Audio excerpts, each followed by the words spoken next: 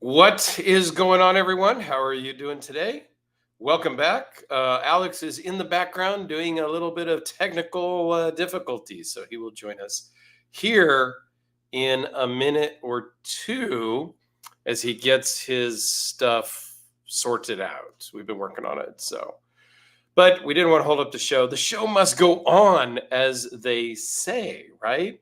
So today we are going to talk about fixed blades, but first off, I want to find out, what were you carrying in your pocket today?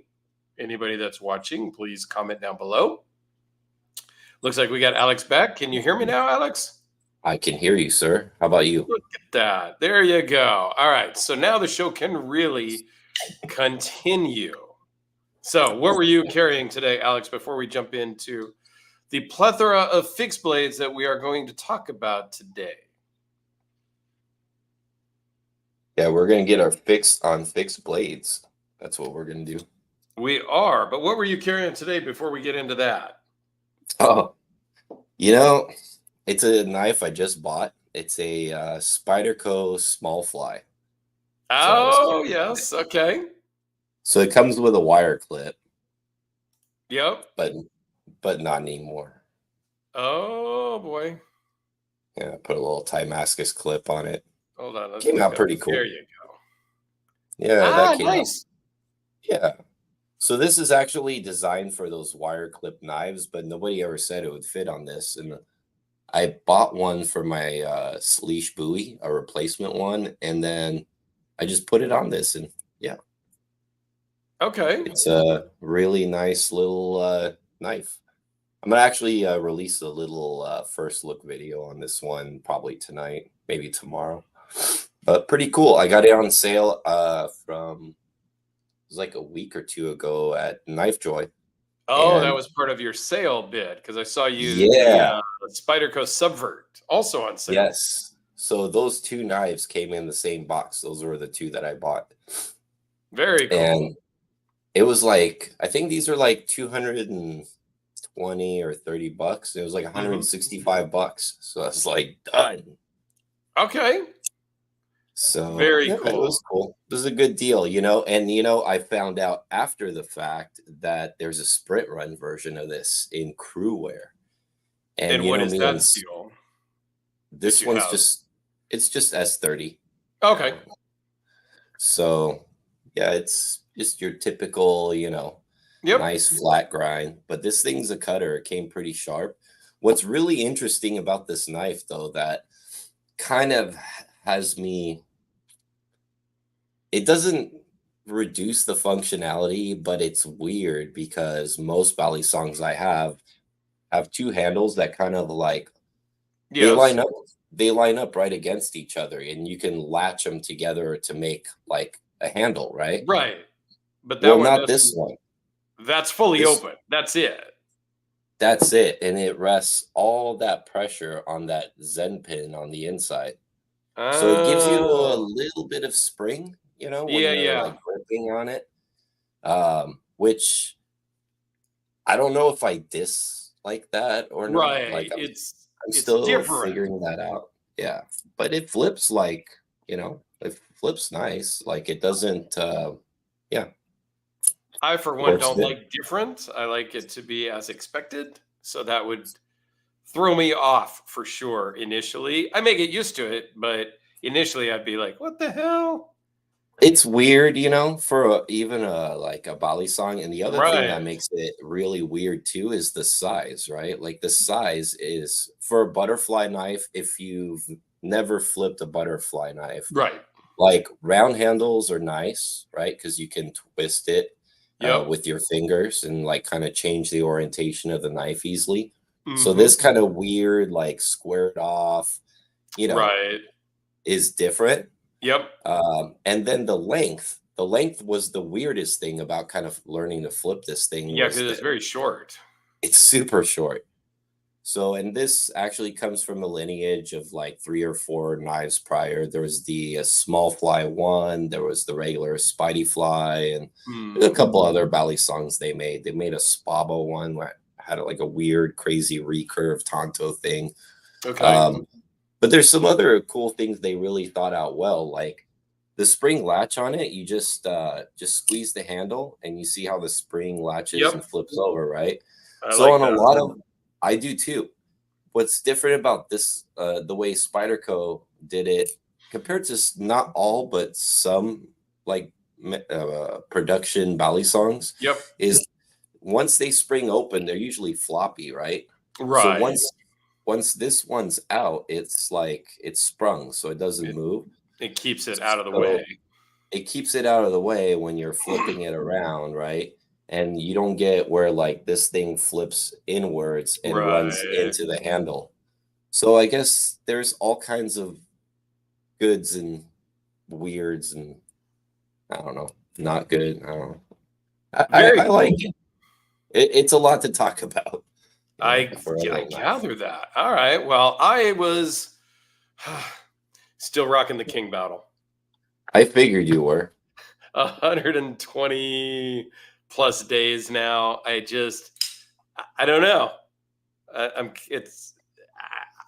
don't know. I got nothing. This is what I had in my pocket today. So, yeah. But I did play around with a little bit of this custom chopper today too, because cool. The seller has dropped the price yet again because it's just not getting any interest. So, what is it now? $750. So if anybody is interested, hit me up. I would love to ship it out this week to somebody or back to the owner to get it out of my house, quite frankly. So I think it's time for it to go. But yeah, if anybody's interested, yes, Bangkok Mark, thank you. I know. I need to figure out the emoji thing on the channel membership. I got to reach out to some people that actually do channel memberships and might have a clue because I just don't know. Well, okay. So what else were you guys carrying today? You heard what we got. As we dive into start talking about some fixed blades, let us know in the comments what you were carrying, whether it was a fixed blade. Let's just start off with who carries a fixed blade regularly. Let us know in the comments. I think that might be a good place to start. I do not. I do some. Have never really carried a fixed blade. Yeah, maybe when I was out camping, like as a, the Boy Scouts and things like that, way back. Sure, I did. But outside of that, no, I have not. I don't really use any of my fixed blades. I don't really collect fixed blades until this afternoon. I realized that maybe I do, because apparently, according to Google, if you have more than 3 of something, it's a collection. Oh, yeah? Is that right? I had to lift up my chair. I want to make it clear so everybody read my shirt. Oh, what does it say? It's a disclaimer, Oh, okay. Got it. Just because if anybody's offended by that, you can leave now. Oh, dang. All right. We'll try to keep it mostly family friendly. But yeah, no, as I was pulling some out today, so I had some fixed blades readily at hand, just in case. My girlfriend was like, "Oh, what are you guys talking about? What did you pull out?" And so I came out and I'm like, "Oh, I got this one, this, and that." She goes, "I thought you didn't collect fixed blades." I go, "Well, I don't really." She goes, "You got a bunch of them." And apparently I had like 13 of them out on the table, and that wasn't even all of the ones that I own. So she had to go and look, and apparently, yes, 3 or more is a collection. Who knew? Well, you know what? You don't collect fixed blades. Neither do I. We collect knives, right? I just collect knives, and I happen to have some fixed blades, apparently. Yeah, all kinds of knives. Fixed blades, folders, slip joints. Max Ace makes some good stuff, Mark. And I get Max Ace Neptune. Honeymooning after 3 days, I get it. Napster Ninja, nope. Only if I'm fishing or have a full day of yard work. Okay. That's fair. EDC for fun. I carried the Vosteed Hedgehog and the Devo Buzz. I've got a fixie right now headed to the fire pit. Very cool. Go and enjoy that. Very cool. So yeah, apparently I do have some fixed blades, some that have been given to me, some that I have bought over the years, some I don't know, I kind of liked it, so I bought it. Why? I'm not really sure. I have some folders that I'm not really sure why I bought either, because they hang out in drawers back in here, and that's about it. But that's the problem with being crazy knife collector guys. We just collect stuff. I don't know anything about what you're talking about. Right? Yeah. Well, I still think that a real knife is a fixed blade. That's just, like if I needed a knife that I know I can go anywhere with, to do a task, it's going to be a fixed blade. If the only reason why I carry folders is because I'm kind of fascinated with the engineering, and that's more what I can carry in public, right? Right, Like right. anytime somebody sees a fixed blade, they think more than peeling an apple. Yes. Perhaps. Depending on what the fixed blade looks like, like it has to look like grandpa's slip joint, and then it might be okay. Right. But Like if I pull out this guy, that's not going to raise a bunch of red flags. it will in other reasons. Well, in other manners. because it's small, it's, more utilitarian and things like that, right? However, if I'm at the lunch table and I pull this thing out, yes, that might get that may get me a discussion with HR. Well, for sure, right? Especially if you're cutting your sandwich with that, they're gonna be like, "Look, I'm gonna chop my sandwich. I don't even cut it. I'm just gonna tunk. Okay, there you go. Time to eat. This thing they're is like, cool though. look, I understand you need a knife to cut your sandwich with, but Right? maybe we could reduce a little, right?" Oh, Dennis agrees with you. Folders are broken blades. Fixed blades are unbroken. That's right. They're broken at the tang. That's right. That's a pretty good way to put it. EDC for Yeah, fun. yeah, I that like was good. that. Very, very cool. But, there's reasons why folders are cool. And to be clear, they overlap in jobs, but they clearly serve like two different purposes, Yes. and I think folders do fine with whatever they do, like over the years, all the locks that have come out, the materials they Right. use, the amount of knowledge that's been passed down at least 3 generations, I'm going to say, or 4, when it comes to folding knives. Like that's been a thing since, I mean, tactical folders were a thing of the 80s, but Yes. there was folding knives before that. Right, for sure. So, but fixed blades, on the smaller spectrum, in my opinion, unless I lived in like Missouri or Tennessee, and I had like a farm and I was like a cowboy, I might carry a big ass Bowie every day on my belt loop, right? But Right. if I live in Los Angeles and I work at a car dealership, riding service, opening my package with a belt loop Bowie on my, hip is tasteful. Yes. In an urban setting, it's not quite the right thing. It might be legal. They might not call HR. They just might call the police, period. Exactly. So, yeah.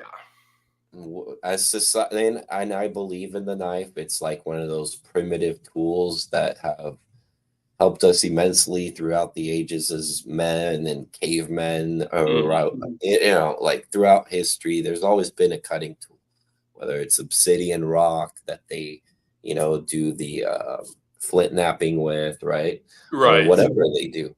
And that's kind of where like the fixed blade kind of comes in, right? And that kind of era or technology started with blades and swords, pretty much. Right as soon as we figured out how to, basically make things out of iron, that's when that kind of system developed. So, but I thought we could talk about fixed blades. I have quite a few. I brought a whole box of craziness down here of stuff that I are like knives that I bought. I'm no like fixed blade aficionado. Like I almost kind of wanted to go that direction, but I realized if I hung those things on my wall that it could mean divorce. So I stick with a box with folders with, smaller. Right. And even this, like, is, you got to have the right woman to. Yes, I'm sure she's questioned your sanity a time or two over the years. And then there's another, like, it's about up to here, half as tall box right here full of gun stuff. So, right. Yeah, I have the right woman. It's cool. But to be fair, I have kids. It's always locked away, safe. That's why it's a big, heavy metal cabinet with keys and everything. So, yep. But yeah, let's get back into fixed blades. So, how should we do this? We go back and forth and just kind of start showing. Yeah, I mean, I think that works, and I think we've kind of touched on, the folder versus fixed blade. I mean, if you're really going to go do hard use, whatever hard use really means, because I don't think anybody has a real good definition of that, but you're going to want a fixed blade just because while folding knives have come a long way in the generations with the locks and whatnot, we're not using great grandpa's slip joint anymore. I mean, some people are, but we've got traditional folders with real locks that we don't necessarily need to worry so much about closing on our hands. However, for harder use things, you're always going to be safest with a fixed blade. Yeah, absolutely. There's no mechanical advantage to a folding knife over a fixed blade other than being compact. That's the whole idea pretty much, right? That's really it. And folding knives are ancient, man. They've got 2,000-3,000-year-old slip joints out there, and some of them are shaped like a straight razor and have like a pivot, and it's got a tang. So it's a friction folder is really what they were. Yep. And I have a couple, I have that custom from JD Vandeventer. That's a modern version of like a friction folder. I think it's fun to kind of experience, like, what does that feel like? Like, where do we start with all these kind of like tools and how the engineering got better over time? But yeah, it's fun. So, agreed. What are you going to show? I mean, I'll just go with like the very first fixed blade that I kind of bought years and years ago before I got into knives. I mean, I was kind of into knives, but I wasn't really a collector. Was a cold steel Recon Tonto. Yes. Because I, like probably many of you guys, and if you did, comment down below. Did you get the Cold Steel catalog in the mail? Yeah, way back. I did. Like, I mean, the internet was around, but that was like late 80s and all the way through the mid 90s, pretty much. Yeah, and so I really wanted some Cold Steel stud. Their catalogs were awesome, and then they had a sale, and I got this. This is one of their seconds. So they put a number 2 on the base, showing that it's it's a second. So they couldn't sell it at full price. This particular one, it was the coating that was really thick, so you could barely read the Cold Steel down here at the tang because it's basically covered up because the coating like was a blemish model, pretty much. Yeah, it's like a blemish model, right? So they stamp it with sometimes a number 2. They'll put like XXXX, like it's a blemish that way, or number or something. That's kind of neat. But it works great. It was like half the price of the normal ones, give or take. And so I bought it. It's kind of more unique, though. It's more unique. Yeah, and I'm into the unique stuff. So, and then I had a friend make me a Kydex sheath for it way back, who did Kydex stuff just because it did come with the normal nylon, whatever type of case sheath, but I didn't like that. So I just threw it in here. That's beautiful. And was the first cold steel I ever bought also, I think. Yeah, cold steel kills it with fixed blades. I'm sad to say I really don't have any cold steel fixed blades at the moment, but I've had some. And I think I still have one of their catalogs floating around from like years ago. I go through a phase and I'll go to their website and I'll say, yeah, send me a catalog. I don't know. You should probably like just revisit and like do a video on that with the catalog. So I'm gonna show a knife that I bought from TJ Fisher. It's actually made by one of his students, and he kind of, supervises or whatever. It's really simple. But what I like about it is it's the true definition of like a neck knife. It's not a full-handed size knife, right? Or anything like that. I think it's a girl that made this, so that's probably why it's Tiffany blue, but I dig it. I think it's cool. So here's the little Kydex sheath it came with, which is your typical pressed one. And you can see it's like a 2.5 finger knife. Really simple, just nice and compact. And this will do the job for a lot of stuff, including cutting your lunch. And it's got a nice amount of retention for what it is, because you got that little groove right in the middle that kind of like locks you in a little bit. Yep. Did a really good job on the choil area, kind of the way it terminates. Like there's no sharp area there, so you can like really like hold on to it. But knives don't always have to be like super large tools.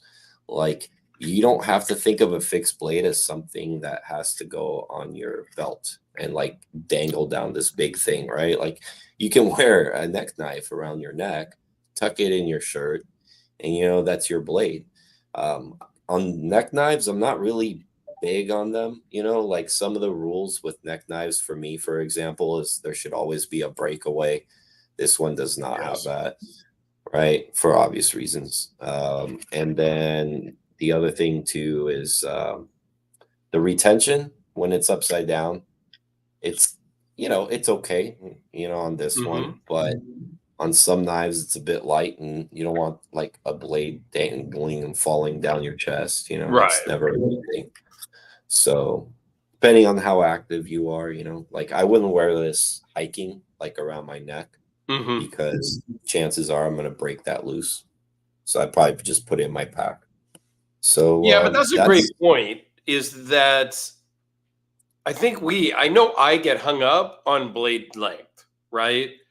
Yeah. I'm into the bigger 3.5, 3 3/4, 4, 4 1/4 on the King Battle. And that's what I normally am carrying. But 2-3 inches really is enough to get 99% of the jobs that we're doing on a daily EDC type of task. Yeah. A 2-inch blade is plenty to cover all of it. It really is. Sure. Well, yeah, it depends too. Like, I mean, to use that to open boxes would be fine, but I mean, it's technically a little bit more cumbersome than a full handle knife. Right. But it would be fine for me. Like, I carry this to work sometimes as my only knife. So that's a good idea for people who want like compact stuff. You can look at neck knives. There's a bunch of cool ones. Yeah, neck knives are cool. Depending on where you live, of course, you got to look into all your own laws. Like, whatever, right? We live here in California. Alex and I both live in California. He's in Southern California. I'm in Northern California, if anybody cares. So we have our own set of stupid, silly rules. It's not a problem if you don't get caught. Just saying. I mean, well, I mean, when I went out to the store and everything, this is what I had, in my pocket. Like I carry it around, right? And I'll take this to work because everybody at work already knows I have a YouTube channel. I'm a knife guy and all that stuff. But if I was going to like my wife's friends' parties, I may not carry this. I might carry something a little bit slimmer, fancier, and less scary depending on who I'm around, because I don't know what company I might be around. Which is a good point. I think we all, and I think regardless of where you live, you should carry what's appropriate for the situation that you're going into. Yeah, just know who you're going to be around, right? Like, we don't use want to common offend sense. people. We don't want to scare little kids if we're going to a birthday party or, things like that, right? Exactly. So we have to be good stewards of our hobby. Exactly. You have to represent in a way. And that's actually that's perfect, Dirk, because that was actually my next point. The reason why I wouldn't carry that to those events is because the last thing I want to do is turn people off to knives, right? Like, right. Oh yeah, this guy like had this butterfly knife where he thinks he's a cholo, or like who knows how people like right where they go, right? And in reality, it's like I have like 30 butterfly knives. I have tons of knives. I'm a YouTuber collector, so maybe I am crazy, but not in the way that he thinks, not in the serial killer way. Right. So we want to be representing our knife community, especially to the non-knife people, really well. Like, don't be an ass. Don't try to like show off until they open that door and say, "Oh, dude, let me see that." Right? Like once they say, "Dude, let me see that," like you already know that reaction is going to get you, the right direction. Not like, Well, absolutely. Yeah, I think that's a great point. So it's like, oh, check this out, dude. So it's not a good idea to take a kukri to a baptism. It depends. Bangkok? I'm trying to figure out that how might we can be make more it normal to carry a kukri daily in Thailand. I don't know. If you keep your covered under your jacket, like, you can carry what you want. I'm just kind of saying, sometimes just because it's technically legal to do something, regardless of what the something is, there's a time and a place to do it and not do it, just in general. Oh, yeah. You could carry a legal little blade, like a small one, and still get arrested with it. So just don't be a dumbass. Just don't be a dumbass. If you don't have contact with the police, then you're fine. Yeah, I threw in my one F word. Yeah, exactly. I need to throw. I think like before it's a thing, I think you could say like 3 in a video or something like that before like puts you in a different algorithm. So that means I have at least 2 left. I don't know. I try to not say it, so I don't have issues. I don't know. But you guys know I'm a Hellraiser fan from Red Horse Knife Works, right? Oh, yes. Bring that out, please. So I did buy a mini Hellraiser fixed blade. And these are custom ones that he made himself. Ed Kim made himself in his shop in Chicago area. I should have gotten one of those, man. And it's cool. And it comes with a Kydex sheath, no clip or anything, just a Kydex sheath, which is kind of big and bulky. Does it kind of banana in, or does it like? Yeah, so you have to kind of go in and then up. Yeah, it's cool though. So it kind of like pulls out a little bit angled, right? Because the blade is angled. So yeah, it's cool. He told me, "Oh yeah, this will change your mind, and you'll carry a fixed blade after this." Now I've had this for a couple of years. I still don't carry a fixed blade. Sorry, Ed, but it's cool. Right, though. For a fixed blade, everyday carry, that's pretty. This is a really good EDC size, right? So it's 2-hander, and it's basically covered. So this is actually a really good daily carry size, because it's like a 3-inch-ish blade, give or take. What's cool too is like, even though it's that Hellraiser blade, he like, curved it up so much, it's got a point. It's not like it's like a straight razor. It can do some piercing and whatnot because of that tip, and it would be a really good EDC blade. See, and how maybe I'm trying to talk Dirk get a clip for it and start to carry it. Who knows? That's what I'm trying to accomplish right now. I The want what? Dirk to carry it. That's what I was trying to accomplish, is talk you into carrying it a little bit more, just like the slip joint thing we talked about The slip before. thing we talked about last week, right? Yeah. Yes, I don't know. Just for fun, I man. buy a lot of things just because I like them, and Right. because I'm a big Hellraiser fan and a big fan of Ed Kim, I had to buy it, and that's why I'm sort of tempted to buy this chopper, but I I just don't. The chopper isn't really my fave model. It's cool. It's in great shape. There's a little bit of surface rust, but I talked to Ed and he said he would refinish it if somebody were to buy it. He'd refinish the blade and whatnot. But it's a cool knife, but I'm trying to be good this year. Being good. To the chopper. Yeah, you got to get one. Yeah, so Todd says for an EDC fixed blade, he doesn't mind a smaller blade, but I still prefer something I can get a full grip on. So yeah, this EDC, this mini Hellraiser is a great grip. I mean, it's a full-handed grip, and you can do some work with this. So this would actually be a really good, and it's a good shape, I think, even for an EDC type blade. Yeah, So, I think so. I think so. I made a big point of that in my, like, when I reviewed the production one when you first sent it to me, that first yeah. video. It's actually the first video on my channel now because I deleted the old stuff. Oh, yeah, yeah. And I made a point about like how when you're holding that thing, the way that the blade angles, the cutting edge is so much lower than like your finger knuckles. Yeah.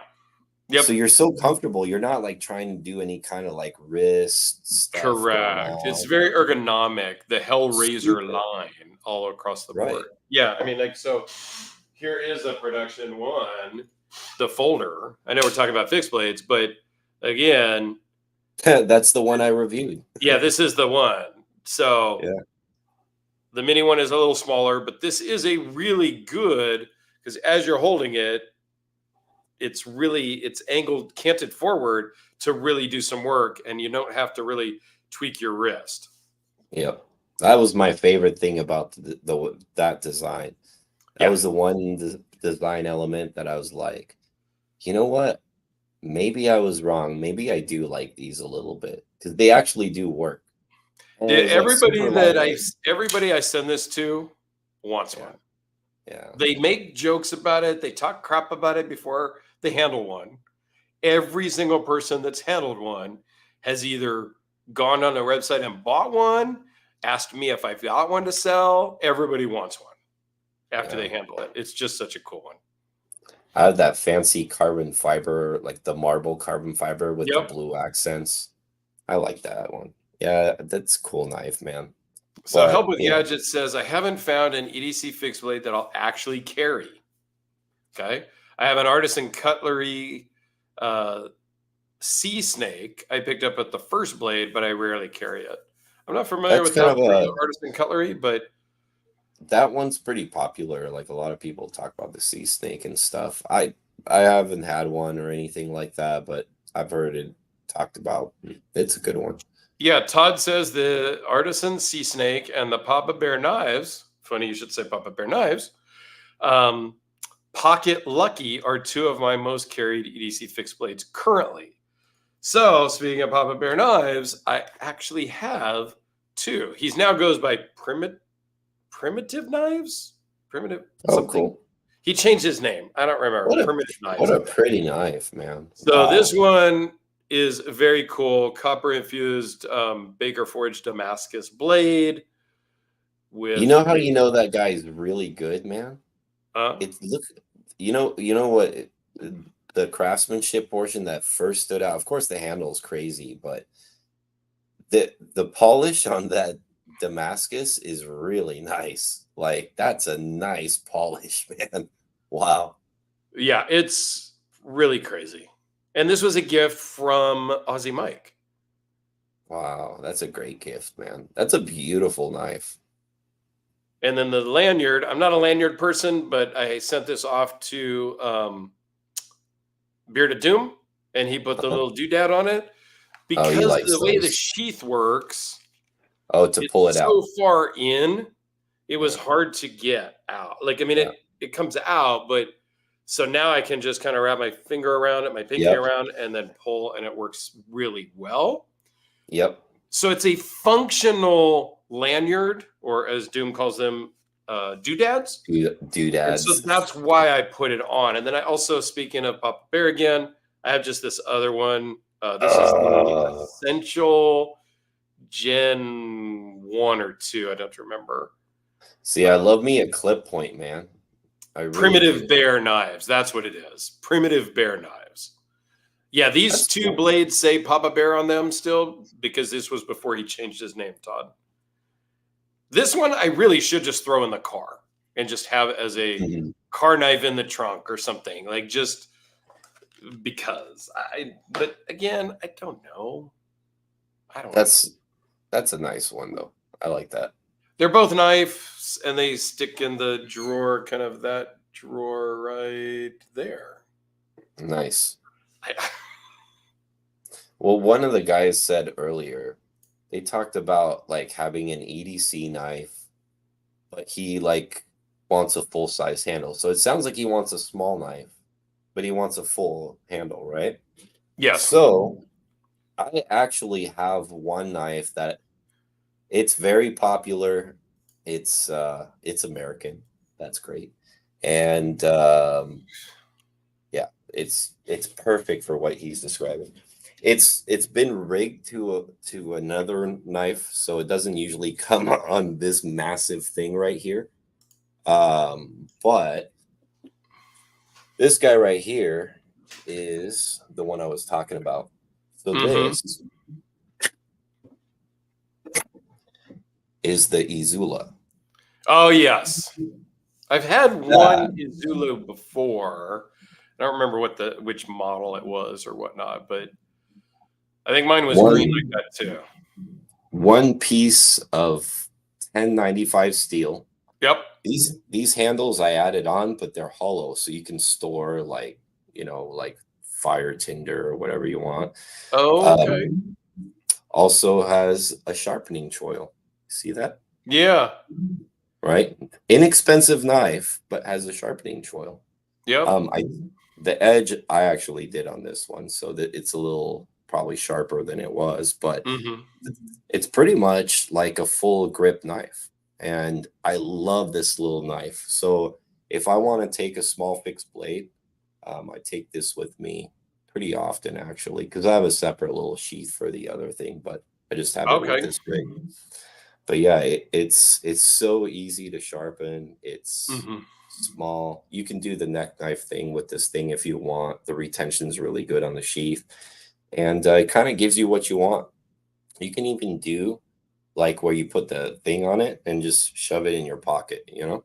Oh, yeah. I think that might have been the similar one that I had. Mine had a paracord wrap around the handle, and I think it did come with a neck knife sheath to begin with. Yeah. Yeah, that's right. I remember. And they used to come wrapped too. You could wrap them and stuff. And it wasn't wrapped, if I remember, it wasn't wrapped around the whole handle. It was just wrapped around each individual like skeleton, right? Because it's like a hole. So it was wrapped around. They left the hole. So they left the hole. Yeah. It was kind of a cool knife I had for a little while and ended up giving it away, selling it, something. I don't know. It was long before I had my channel or anything. Great knife.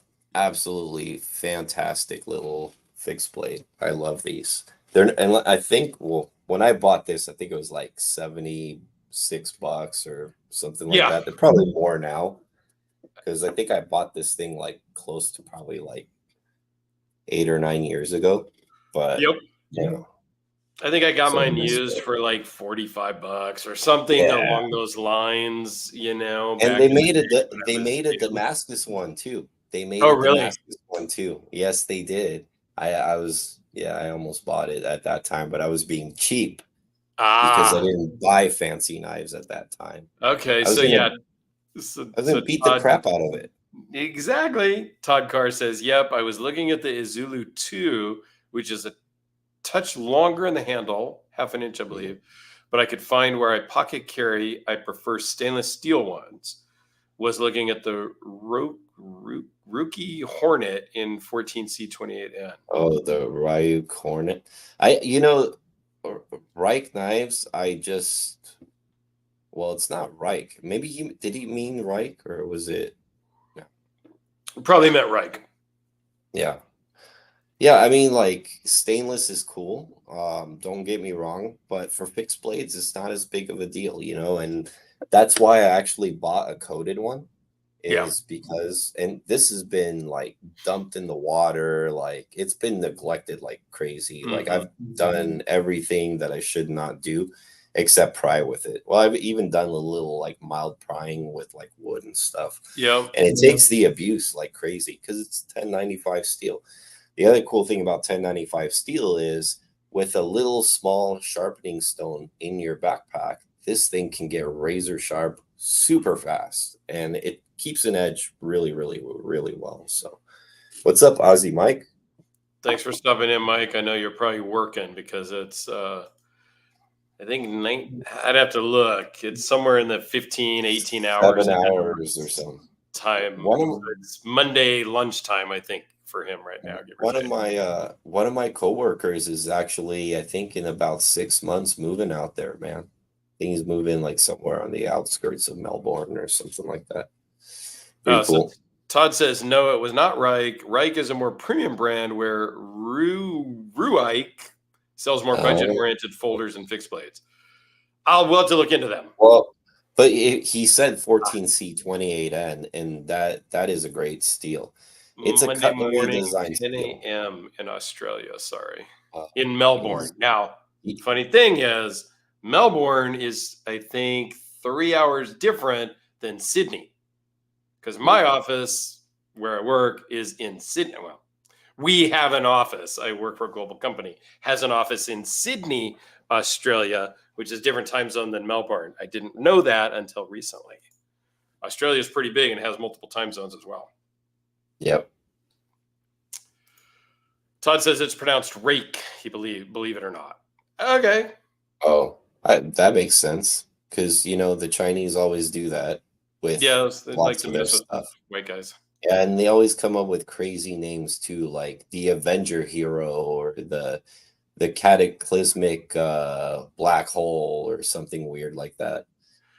Okay, so Melbourne and Sydney are right. Perth is different. Yes, because Perth is where Chris Black Designs are, where I had some puncher rings and a bracelet made. They're 3 hours-ish, I think, different than Sydney. I knew it was something. Very cool. I've never been. They got these ginormous spiders, so I don't know that I'm ever going to go. Yeah. The namesake for the Huntsman, the Kaiser Huntsman, has these spiders. They're literally the size of a plate. I wouldn't worry about the spiders, Dirk. I've seen those videos where like grown men are fist fighting kangaroos. Oh yeah, no, screw that kangaroo crap too. Yeah, but they know karate, man. At least the kangaroo you can see coming. This spider, you can see the spider coming when it's this big too. So I'm sorry, Mike. You can run faster. You can run faster than the spider, not faster than the kangaroo. Dude, I don't know. A spider this big with 8 legs, they're going to get moving. Chances are I wouldn't see one of the spiders. I'd worry about stupid drivers. And that's what you need a fixed blade for, is those big ass spiders. We got to worry about stupid drivers all day, every day, everywhere we go here in the United States. Yeah. So I'm glad to know that they can't drive in Australia either. And I think they're driving on the wrong side of the road in Australia, so it makes it even worse. I don't know. I would, in all honesty, Australia is one of the places I would very much like to visit. I doubt I'll ever get to visit for work, but it is a place I would like to take a trip and go to at some point in my life. And then you got to go to New Zealand because you're going to spend like 26 hours on the plane to get there. And since you're that far away from home, everybody tells me you got to spend like a week on Australia and then hop over to New Zealand, the next island over, see that for like a week and then come home. It's like a 3-week trip to do it right. But anyway, I digress. My travel plans. What other fixed blades do I have? Another one I bought myself was this one from Forever Knives when he first started. Oh yeah, Nolan. Nolan that I met at CCKS. I did a video on this knife and I talked more about the story, but just briefly, I was waiting in line to get into the show with my girlfriend and was chatting it up with other people in line, right? That's back before that's back when I was really a nobody and I had to wait in line to get in the show. Now I've got a few connections and I can get in quicker. But I was talking to, this couple in line next to me. And what are you doing here? Blah, blah, blah. They were there to see their son, surprise their son, Nolan, from Forever Knives, who is from Northern California. And this was CCKS down in Southern California. So it was kind of cool. So I beelined it over to his table, met him, told him I met his mom out in line, blah, blah. Long story short, I walked away with that fixed blade at the end of the day because I wanted to help him out because he was a brand new maker, just kind of getting started and things like that. So yeah, it was cool. And the sharpest knife I think I've ever gotten out of the box. It's a solid slab of 3V, sharpened to perfection. It's amazing. That's cool. I'm glad that Aussie Mike's chauffeur service is still an offer. Thank you. Ton of big spiders and lots of venomous snakes and crawly things that can kill you. Nope. No, thank you. Oh, They got crawly things and venomous snakes too? Oh, yeah. They got everything over there, man. New Zealand, go to Cook Island. I don't know where Cook Island is, but I guess it's over there in that area, Mark. Okay, so yeah. At some point, I will venture out of the United States. I have never been out of the United States yet. Unless you count walking across the Mexican border to get lunch when I was doing some work on a border town in the United States, had lunch and walked back in and this was a very, very long time ago, back in the early or mid 90s. The Customs Border Patrol people just waved me right through. They're like, dude, we don't need to see your ID. We know you are white enough. You are from here. It was very funny. Very cool. I guess show some more stuff, huh? Demorph. Oh, it's Paul. Nice. So I guess the next one is, well, one thing I did want to say though about yours is I love the fact that it's got a story with it. And I think those are my favorite knives to own, right? Like the ones that have those kind of like stories behind them. And this one doesn't have really like a story per se, but it's a friend, right? And this is a mutual friend, Mr. Jim Skelton, who has made this for me.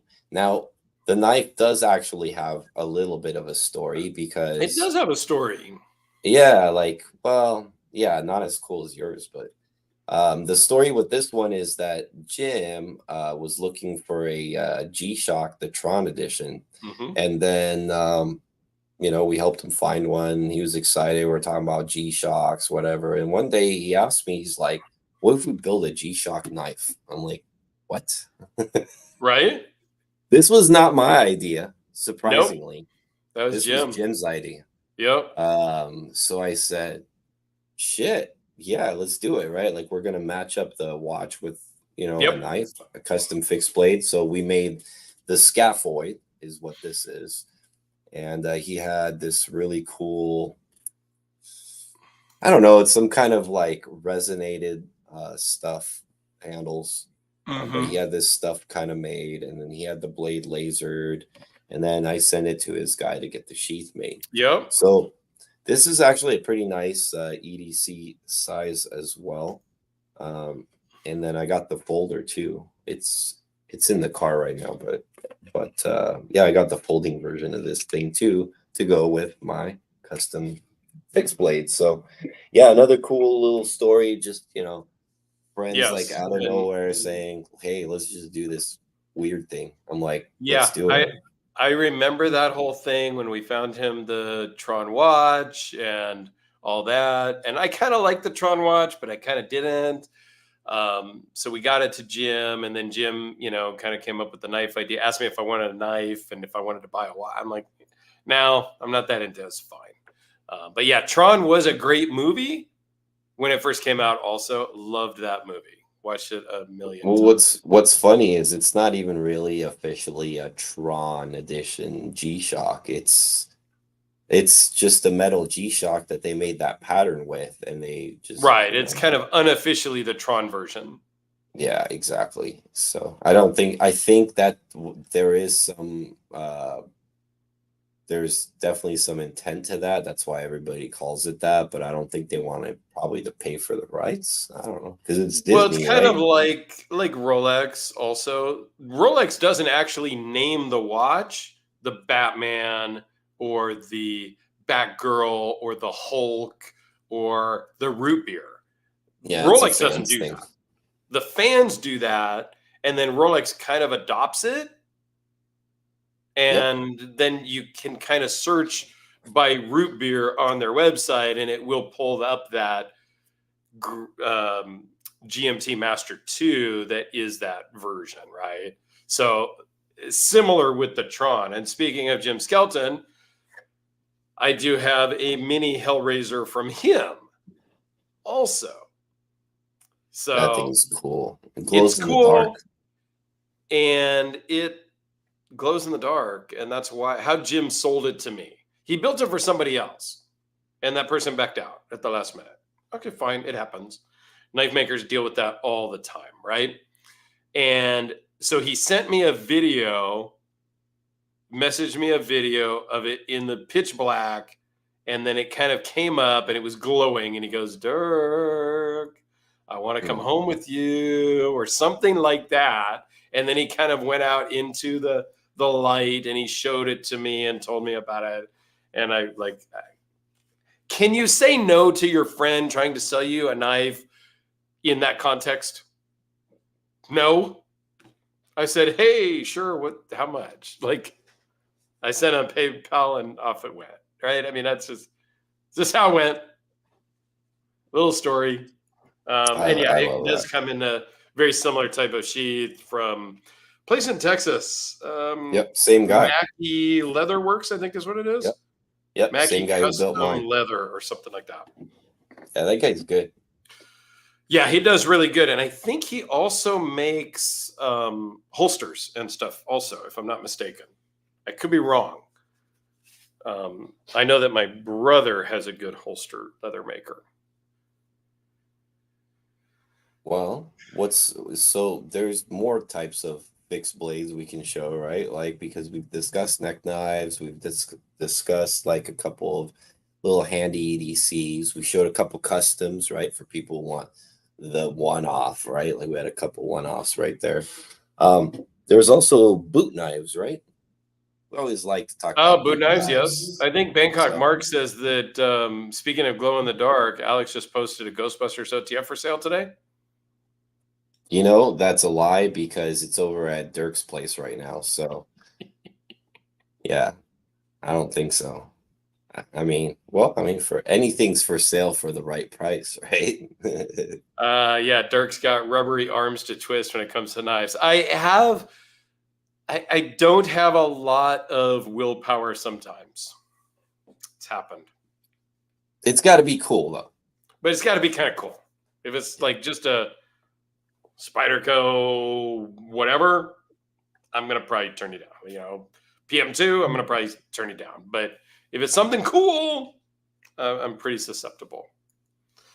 So boot knives, yes, that's a great thing also, which is dagger. Yes. This is a Kershaw. It's not even really that expensive. It comes with this Okay. really, so it does come with a nice logo on the sheath. This Yep. thing's years, I think it's 10 years old at least. It's an Yeah. older one. But it has a belt clip on it, right? So you can clip it to your belt or your boot. Okay. Yep. And good retention. I've used this thing as like a throwing knife. That's why the tip's up on Okay. it. I tried to fix the tip years ago Right. before I actually knew how to sharpen. But Yeah. this is like a $50, $60 little fixed blade. In California, double edge is definitely a big no-no, daggers. Yep. But I wanted one, so You know, this goes out with me maybe sometimes when when I went outdoors, stuff like that. So boot knives, like cowboys used to hide a knife in their boot. Yep. You know, as a backup weapon, just in case, you know, the pistol or whatever or something didn't work out. They got one right there, the boot knife. Yep. Super cool. Absolutely. And yes, Todd, the John Wick deadlock was really nice. Yes. And he's sad that it only got like a quick snippet in the movie. Like you barely knew what it was. You had to be looking like, but that's okay. Well, it's like the video I posted right today of the sabotage and the opiate. Dude, that was a great video. Oh, thanks, man. That was a good video. Really? If you guys haven't checked out Alex's channel, his channel is in the description for sure. And check out his video on the Spider Coast Subvert.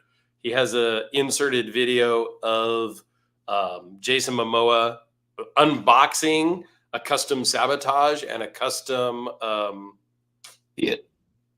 what's the other one? The opiate. Yeah, that he used in the Fast and Furious 10, Fast and Furious X movie, which was just, I am a big Fast and Furious franchise fan. Okay. Me too. Say what you want. Say what you want. Go ahead. Let me know in the comments. I love it. It's engagement, so it's fine. But 10, it was not my favorite. We'll put it that way. It was a little over the top-ish for a franchise that's already over the top. Does that make sense? Yep. Yeah. I agree. I concur. Mike says the stupid Aussie laws, knives can't be double-edged, but swords can be double-edged. Oh, that makes perfect sense. So what size do they care? Do they call it a sword then? Is it 12 inches? Is it 50? What constitutes a sword? Well, what constitutes a sword in the United States, for that matter? You know, I have some knife knowledge, but that is a question I don't know the exact answer. I don't know either, because this is certainly a big fixed blade, at like 12-inch blade-ish, if I remember. But I wouldn't call it a sword. But at what point do we call it a sword? Yeah. That's a good question. We may have to look that up. Paul says it varies by states. Ozzy Mike says it depends on the mood of the customs officer. Okay, I got it. Canada is a tough place also, Todd. Yeah, no autos, no gravity knives, push daggers. Hell, I can't even comfortably. Well, that sounds like California. Knives. I can't even comfortably ship knives to Canada. Of any sort, of any size, of any variety. It's a mess. You guys can't even own guns in Canada anymore. So Canada is maybe more of a mess than California. Pretty soon you won't be even able to use the F word. Oh boy. Oh, can I show another cool one?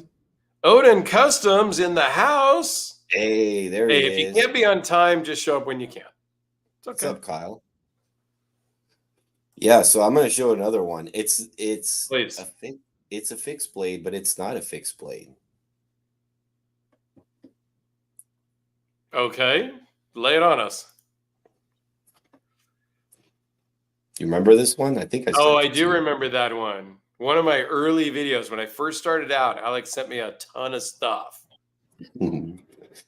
This is a Blackhawk knife. And as you can see, there's a button right there. So I guess it's kind of a cheat because it's technically a gravity knife. But this nice little compact little EDC blade instantly turns into this more sizable, I think it's like 3.7-inch blade. Yep. So yeah, pretty cool. This is an Alishowitz design. So, you know, I like that guy. Mike. He's Have a great day at work. Take care, Mike. Have a good day. And yeah, you can't not like Elishewitz, Alan, Yep. because he's a former Marine like me. It makes cool stuff. So really cool design. As a matter of fact, when I did the live, it was like that thing that with the knife junkie where he did that town hall meeting. Yeah. So Mr. Elishewitz was there, and I pulled this thing out and showed him, and he started smiling so big. He's like, "I remember those." He's like, "Wow." It's like a relic, you know, because it's from so long ago. And then it's got this little belt clip and everything, like kind of goes right in and everything. So yeah, I like this thing. So yeah, it was pretty kind cool.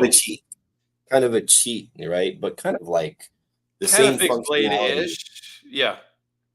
Yeah, that's a cool one. Almost the same mechanical advantage. Yes.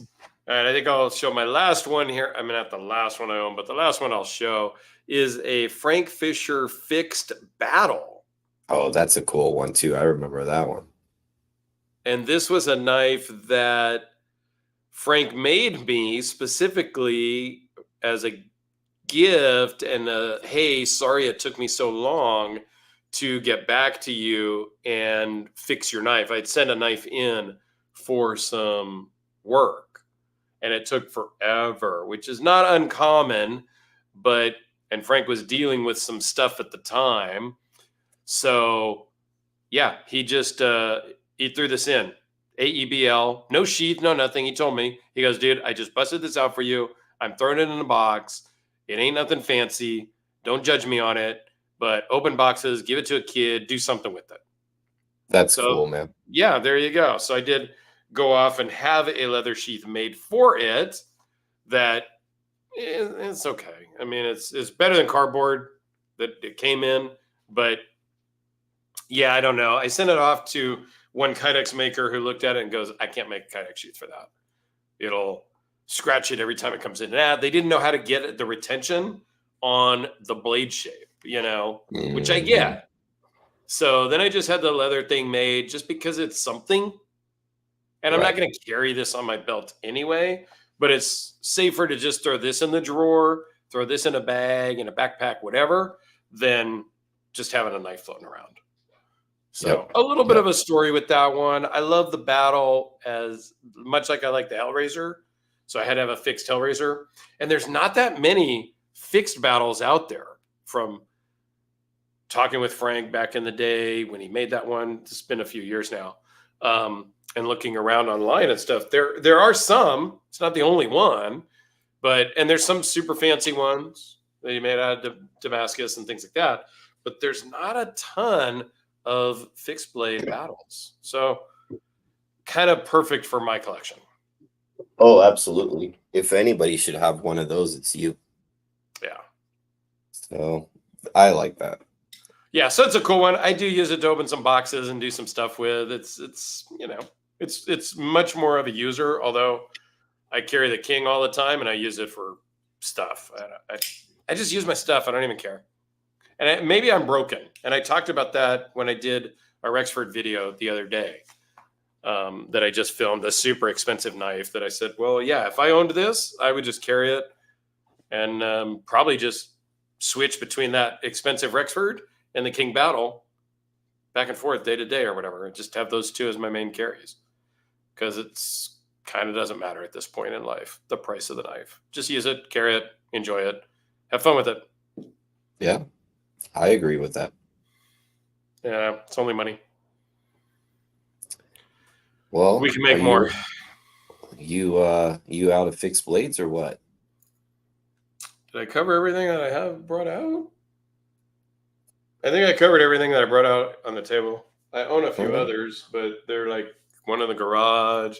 There is a dagger, a bag knife production dagger on the table out there that I still need to film. Yeah, there's another few fixed blades in my collection, but that's all I brought out here. Well, don't worry. I got you covered, man. I got you covered. Okay, good. I'm just going to start going like fast and just throw a few more before we wrap it up. Yeah, just throw up a few more. Let's see if I'll go through some comments real quick, see if there's anything that we missed. If you guys have any questions before we wrap up, please let us know. Obviously, there's a lot less people here because we're not giving something away. It's very funny how we got like 12, 15 people in here today. And last time when we gave away something, there was 60 people for almost the whole time. Everybody wants to win something. Nobody wants to just watch and hang out. They all just want to win something. You know, It's okay. We get it. It's fine. We'll give away something again later. So maybe. I'm going to show a couple things over the years that I bought, which are brands that I really recommend if you're kind of newer to like fixed blades and stuff like that. Like Bark River has been a knife company I really like to go to. They really concentrate on doing like historical accurate patterns, and then they take stuff and make mashups of different patterns, which is really cool. Always good quality stuff. They tend to use A2 steel a lot. They use 3V. They use other stuff too, but great American made company. I kind of want to consider this more of a production, not really like a custom. They do have some customs, right? But it'll tell you on the blade. So here's a beautiful one that I got here. It's an old school type Boone style type Bowie clip point. Yep. And I forgot the name of this one because it's been so many years, but bone handle, you can see everything's really nicely chamfered all around. Beautiful knife, convex edge, which Bark River tends to always use. Yes. And if you guys have never used like a real convex edge like this, you can't really see much of an edge bevel. But I could assure you it's gripping like my skin pretty well right now. Like it's sharp. So these are fun. They cut really well. And the reason why they like to use these types of edges is because they're more beefy and they're stronger. Like they're not going to chip as easy. There's more like material there all the way to the very edge. It's just not going to slice your beef and things always quite as well as like something with like a V grind with like 2 bevels on it. But Bark River, guys, if you're looking for really nice, like kind of a historical type looking knife and something that can really take the beating, because these have gone out in the field with me, even this one. I highly recommend them.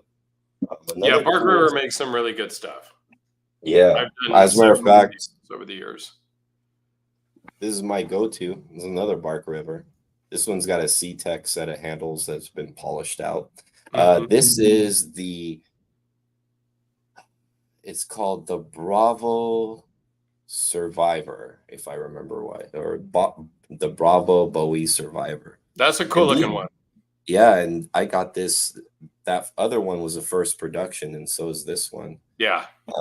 So I got these really, really early on, like back in the day when they first came out. I thought this was just the sexiest Bowie knife I've ever seen in my life. I was like, it's got that big old choil where you can really like grip down on it and use it. Like this has been out with me more than any other knife. The reason why it looks so nice is because I actually had to ship it back to them and have them restore it for me, which they did a really good job. This thing is razor sharp. That's a really good looking knife. You know, for fixed blades and stuff, and for me, just in general knives, I'm really drawn to the aesthetics first, and then the action if it's a folder and things like that, and then the materials and all. But that's just a really good looking fixed blade. For sure it is. And, you know, it's natural to always want to go like after aesthetics, especially when you have more than one, right? Yeah. If you're going to go for a function. Yeah. Todd says the Bravo and the Gunny series are some of my favorite looking ones. I think I've done some Gunny ones recently because Professor EDC down in Mexico bought some. And here a couple of different Bark River knives. I don't remember the exact things, but they were kind of cool. Yeah, they do hundreds of patterns, like in small knives, big knives, whatever you want, like that, like Izulu size stuff. They make stuff like that too. Yes. Yeah. And the ones that Professor EDC had were much smaller than that one. But, another good company. Yeah, I was going to ask, what is connected to that little Izulu? A Becker. Okay. That's a beast. This is a beast. beat coconuts with it. I've done all kinds of stuff. Okay. It did go outdoors with me. I really want to remove that stupid coating. I was gonna say I don't really like the name branded all over the side of the knife like that, but okay, I I know. get it. That was part of my project. It didn't come with these handles either. These are custom G10 handles I had put on it, Oh, nice. or had made and I put on there. But this was like, so it's 1095 steel. Here's the thing: the coating protects the knife, right? So if I take the coating off, then I have to That's recoat a it. sword. So that's a sword. This one's a 9-inch blade. That's what this one is. But yeah, and not I think when I bought this, it was $120, maybe something like that. It wasn't that expensive. Right. So, like you can buy a big beastie knife. It might be a little cheaper than you think. Yes. If you only collect folders, you're like, oh shit, I wonder if that's expensive. Not at all. Yeah, And these no, are agreed. great. These are legit, like beefy tools that actually work. Yeah, that's the thing about fixed blades too, is oftentimes they're going to just be cheaper because there is no mechanism to it. There's no bearings, there's no washers, there's no lock bar, there's no nothing. It's just, and I'm oversimplifying it because I know there's some knife maker guys in here, so I don't want to offend, but it's literally just a chunk of steel with some handles on it. Like it is. They're usually going to be cheaper than a comparable folding knife. Yes. Not to detract anything from a fixed blade, because there is a lot of thought and engineering and design that goes into them for sure. You got to get the edge right. You got to get the geometry right. Yeah, there's a lot that goes into it, but there is no moving parts. So they are much easier to produce. Yep, exactly. And there you go. See, Kyle Odin tells me that's 100%. See, not trying to discount anybody. I know Kyle makes some fixed blades and folders, and so yeah, I mean, it's certainly oversimplified. I know I couldn't make a knife to save my life, so I stay in my lane.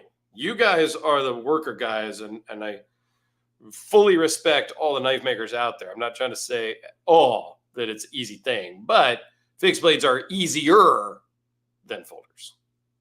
Right. But you can get them from name brands too, right? Like Benchmade. Yes. Right? Yep. Now this one I really like as well. This one is a knife maker that actually I think you and I both were hanging out with him together. Mr. Shane Seibert. He designed this. So that's actually his blade. Beautiful Benchmade blade. Can't believe I forgot the name of this one too. Now it's Benchmade, so it's not going to be cheaper than a folder. Okay, so there are some caveats. Like $300, 350, 380, I think is what it was. Can't remember the damn name, but I guess it doesn't matter. But see, you can get into more like stainless steels and stuff like that if you go with these types of knives. I think this one is it's 154 cm. So it's good steel, stainless, right? Just like somebody was asking for earlier. Shane Seibert's designs are so sexy, man. God. Yep. Everything he makes is just, I don't know. I love it. Here's a good comment from Kathleen. She's been, I don't know if she's a newer follower of my channel or not, or she's made a lot of comments over the last several weeks.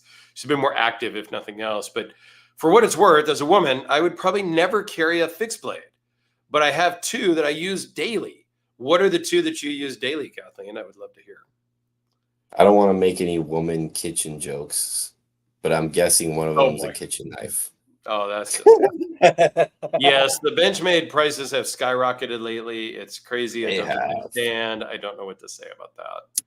But if you want something similar and you want it cheaper than a Benchmade, you can always get yourself a K-bar. Yep. Right? 1095 steel. Everybody loves a K-bar. This is the USMC. At one point, and I don't know whatever happened to it, I had my dad's USMC K-bar from when he was in the military in the 40s. And it's now just gone. Don't know what happened, where it is. Like, it's just gone. It's cool how they make them too, man. They've made them the same way for all these years. You know, the stacked leather cool. And you know, when you're a Marine, in certain units, you were given one of these. I wasn't. I was artillery, so I didn't get a K-bar. I could have bought one at the PX, I guess, but so Kathleen has a Mora I use in the yard, and a minimalist I use at my desk. That's a great knife. The Moras are great. I don't own one, but that's a great outdoors knife. Todd, you're not wrong. Honestly, you can get a custom fixed blade cheaper than Benchmade currently. Yes. That's true. Yes, that's where we've got. And I think I'm going to show one more. I think after that. Yeah, give us one more, and then we'll kind of wrap it up here. What should we do? And while you're looking, just in case anybody is still wanting and on the fence, this chopper is still for sale at a great price, $750. And it's not mine. I'm just trying to sell it for the owner, so I get nothing. And I'll cover the shipping. $750 shipped. Here in the United States. If you're out of kind, we'll talk. What's this, Dirk? That's a Essie. Close. I don't know. Oh, that's the Trail Hunter. What is it, right? That's the Tom Brown Tracker. So, yeah, you know, yeah. That's what I decided as the last one, because why not, right? Like, the Punisher would use something like this. You know, Tom Brown swears this is the best thing since sliced bread. And since he hung out with American Indians and has all this ancient knowledge, he must be right. But yeah, Tom Brown's like a firearms outdoors type guy. Mm-hmm. He's legit. Like, he's not, you know, he's not full of crap, but he is big into, like, he's a promoter, you know, like that's what he is. For sure. Yeah, no, that's the Tom Brown Tracker knife. It's unusual looking, but being as how I like the battles and I like the double homicides and that whole line from Jeff Vandermeulen, like, I do kind of like that odd look as well. Yeah, and Todd has a point. They make them in different sizes. Yeah, Tops makes 3 different ones of those. Yep, this is the standard one. The small one was kind of interesting to me too, but I mean, it's a big old thick thing. Like, yes, I don't know what you're really gonna like cut with this. You know, like, it is sharp. It's like super heads off of coconuts. It shaves hair. Banana trees. Yeah, it takes hair off. So, you know. Yeah, trees, heads, zombies. Zombies. Yeah, Paul says my silly fixed blade is the Zombie Tools Kukri. Valkyrie Tools. That's a cool one. Bakara. Dude, I wanted Advanced Knife Pro loves those. Yeah, and you know, I had that Cold Steel fixed blade earlier. One of the Cold Steels I always wanted was their big giant Kukri one. It's like $300. I didn't know anything about them, but I always thought it was just so cool. I never bought a Kukri. I did. I bought the Jason Knight folding Kukri. He made a folding one and a fixed blade one. Oh yeah, I remember that. Yep. And I ended up selling them both, but I bought them both initially because I thought they were super cool, and then I got them, and they weren't as cool as I thought they were. There's nothing wrong with them, but just having them and stuff, I was like, and it was early on in my collecting, so I just moved those to get different things. Now I'm not buying every shiny thing. I'm buying what I want, and most of what I'm buying is going to just be keeper stuff. Have you all ever done an EDC flashlight hour? No, but that's probably a good topic to do. It's not a bad idea. No, I just don't know, like... Right here on my desk, I have a zirconium Olight AAA IT3 in zirconium I think And I have mine somewhere too. it's over on that black thing over here. I have a light that somebody just sent in for review that has like a headlamp. It's like a headlamp, but it pops out of the holder, and then it's a flashlight that has a movable head. I saw It's that. pretty Like cool. I did an unboxing in a thing. I got video. to do the video. It's actually pretty cool, and it's fairly ergonomic with that adjustable head. Like if you're walking and stuff, like it's actually kind of cool. So we might do I don't know. What do you guys think? Should we do an hour of flashlights? The fixie you showed from Mike looks awesome. This one here, Loot 10, who has a real name, and his knife over here, Loot 10, is New Breed. EDC, this thing. Oh, that's Clydesdale, I think it is what it is. A little warny. That Aussie Mike bought and gave to me. Also, Aussie Mike, man, nice. that dude, I can't say all the stuff he's given me. He gave me these 2 fixed blade, that folder. He sent me a bunch of silver coins the other day. If you didn't see that unboxing, you should go check it out. It's super cool. Yeah, Aussie Mike's a great guy. I need to send him. Yes, he is. I need to throw some stuff in the box now that he's already gone back to work. When I send this box off to him with the stuff that I am filming now, I need to include something else like as a gift for him. I have given him some stuff before. Don't think it's only one way. But yeah, the Clydesdale is the Clydesdale. That one.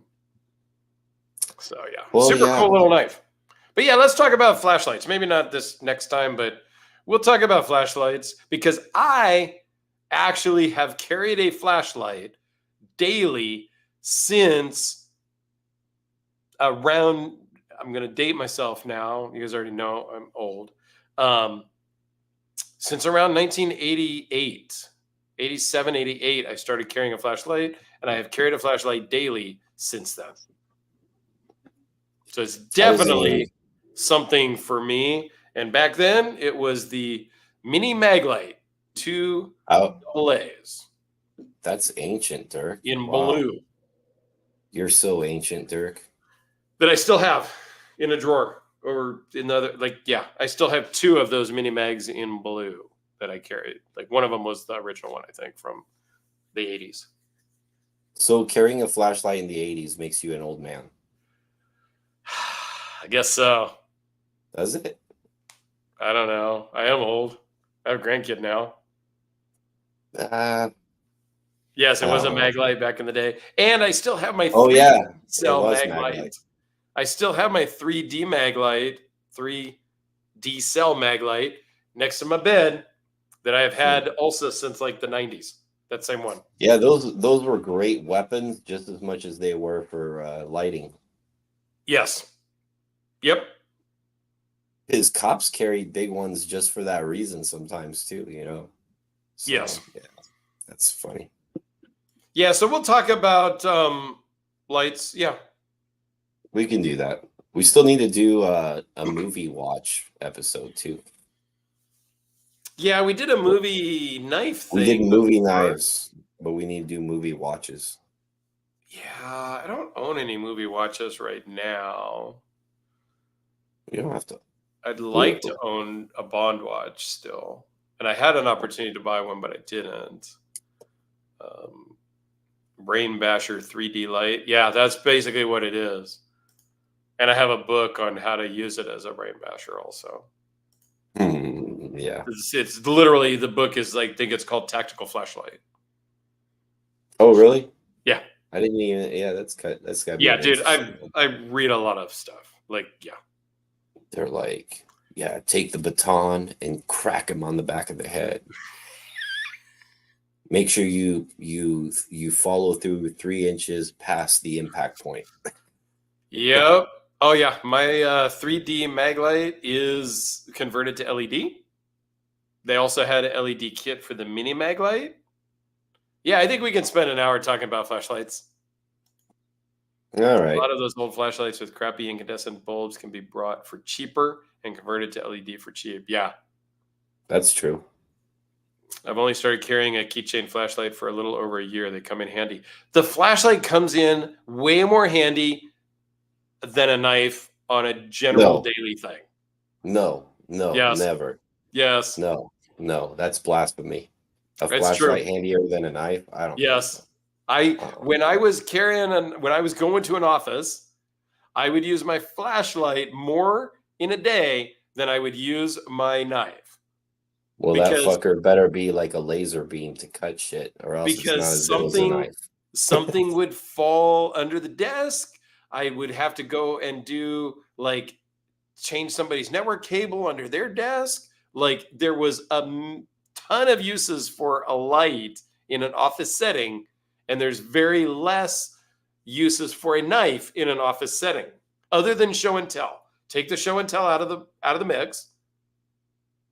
I disagree. See, Bangkok Mark tells me he's got 14 flashlights. So he's down for a Dirk discussion. See, I like that.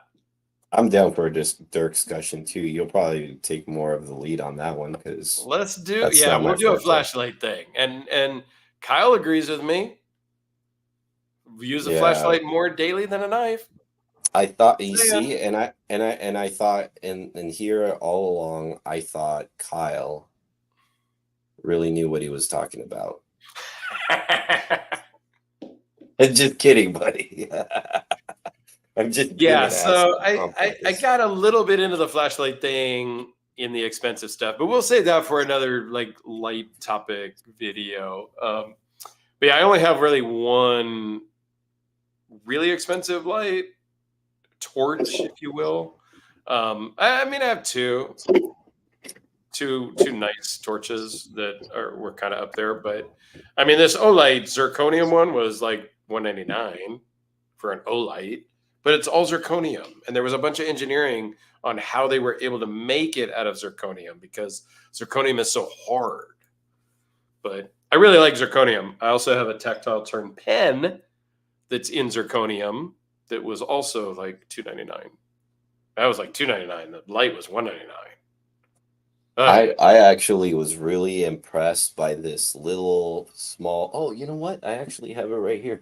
I just charged it yesterday. There's this little light. I thought, shit, maybe my daughter took it. I had a little light that turns. It's made by Rovivon, and it's like a small little plastic one. Yep. And the whole body glows in the dark. I remember your video on that. Yeah, and it's got a pocket clip. It's got a magnetic side to it. It does like everything. And it was like $50, but it was this tiny little thing. I love that thing, man. Yeah, Todd says that Lefty EDC went down the rabbit hole. Yeah, you can spend $8,000. I saw a full zirconium one at Blade West last year that my buddy Chris was selling. It was $8,000. Wow. So you can get that was Dragon Skin. Sorry. The zirconium one was like $2,000. For an 18350 triple LED with secondaries and all that stuff. But we can talk about that more. But yeah, you can get into it. And then somebody up here, Paul mentioned Surefire. I started out, I didn't start out, but when I got into lights, I had a Surefire 6P, one of their original 6Ps that's also back in this drawer, with a horizontal sheath that I got from my favorite firearms instructor and author, Masood Ayub, had these kind of cool little belt clips for the 6P. I love that guy. Yeah, so I kind of got into the whole flashlight thing way early on. You know he has a Spyderco. You know he has a Spyderco signature knife? I did, and I owned one, and I think I actually ended up, that might have been one of the ones I sent to Aussie Mike. I bought the Sprint Run version that they did like a reissue of that Masood Ayub one, and I ended up giving it to Aussie Mike, and I owned one before also. Oh, speaking Paul of that, has a 6P in nitrile. Mine's just the aluminum body one. It's pretty cool. Speaking of that, I had this knife many years ago. It's an Emerson. It was the Iron Dragon. I don't know if you remember what that is, but It's a Emerson knife that's a frame lock. Okay. Probably one of my favorite Emersons I've ever owned, right? So one day I had it in the car because I think I was taking it to work to use like a little small Torx or something and do something with it or whatever. Yeah. Left it in the car got broken into, they found the knife, they stole it. And it was one of those, like, he only made like, he made some. They were around for about a year, but that's it. Like, they weren't like a long-term production knife, so they're kind of hard to find now. Mm-hmm. So about a year after mine got stolen, I bought another one. Yeah. And then maybe a year or two after that, I felt kind of, I don't know. I didn't know if I think I was selling it to like buy something like bigger or something like that. Mm-hmm. And Bob, the knife junkie, loves those knives. Like, he loves Emerson's. Right. He's a huge Emerson guy. Yeah. So when I put something up, he like hit me up and I said, okay, fine. I sold it to him really cheap too. And mine was perfect. And he was nice enough to try to send it to the Knife Whisperer. Remember that guy? Oh, yeah. I don't remember what his real name was, but yeah, I can remember that guy. Joe or something like that. Joe, yeah, that's it. So then from there, the knife never made it back to Bob. Joe jacked the knives and some other ones from Bob and never sent them back. And so that's 2 Iron Dragons that got jacked. So I put some feelers out and I've got a third one landing tomorrow from Edwin Edwin, the was it Callow Blades? His YouTube channel. Yeah. So I bought one from him. Okay, cool. So hopefully it doesn't, I'm gonna have to put a low jack on it so it doesn't get jacked. Right. Yeah, Todd talks about most of my lights are Nightcore, Maglite, and a bunch of smaller ones from Olight and Rovivon.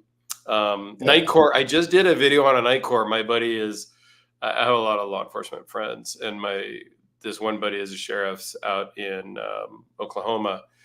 He had gotten a new one and sent me a picture of it or whatever. And they literally say that it shoots out like 1.25 miles.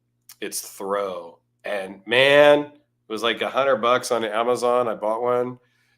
It's bright as hell.